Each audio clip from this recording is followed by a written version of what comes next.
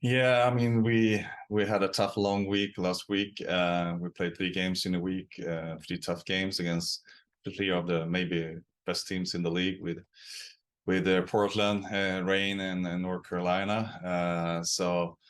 Of course, it was a tough situation for us. We are proud over our performances in the Challenge Cup to start with.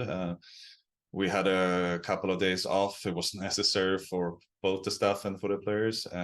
But now she feels ready to jump into the next game, and it's a really, really important game. One of the most important games for the clubs in the history, I will say. So we're going for 3 points against Houston. We know it's going to be tough. It's normal, really close games against them. They have changed the coach now, or actually they have the assistant coach as a head coach.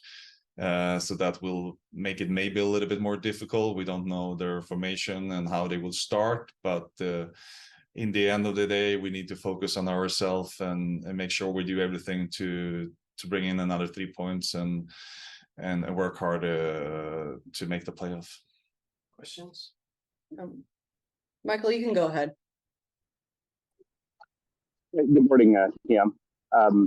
So just a couple questions from me. Are you to the point of the season where you have to kind of treat every game as a knockout game where it's either 3 points or bust? One more. Yeah. Are you treating every game as a knockout game? Yeah, more or less, I would say. I mean, I don't know how many points we need, if we need to win 3 or 4 games or whatever it can be, but you can't like throw away one game because you weren't prepared for it. So every game is unique. Every game we're going for 3 points, and yeah, like I said, I think we need to win 3 or 4 games that is left. So yes, we do. And then last one for me, looking at the schedule, you play either the earliest or second earliest game the next 3 weeks. Is that an advantage? Kind of put points on the board, or is it at a disadvantage just because everybody else knows what they have to do? I mean, we are in the end of the season. That means that we have a lot of players with smaller injuries, someone with a little bit bigger, like all issues. We are all a little bit tired, but it's the same in all teams. So for us, I think a little bit of a break can be good. But of course, we have some players that will go with a natural team and things like that. But overall, I think it's good with a little bit of break after the Houston game. How helpful is it to have multiple players that can play in multiple positions when you have some players out? I mean, it's really important, and I think we have showed our depth now, like that.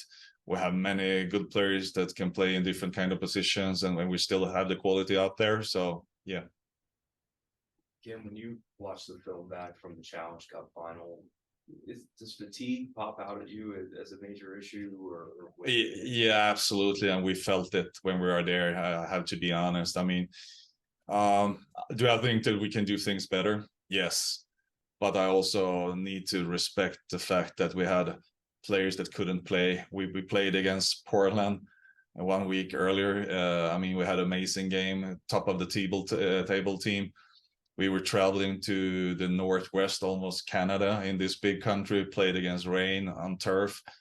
We beat them, won for the first time away. I mean, really proud of the girls. We had maybe like 2 hours sleep that night, and then was traveling like the whole day down again to the other side of this big country. Had a half training the day after that, and then to play an early game lunchtime against North Carolina away. I don't know if I can expect my team to be in the same shape like normal. We did our best, but it wasn't enough that day of different kind of reasons.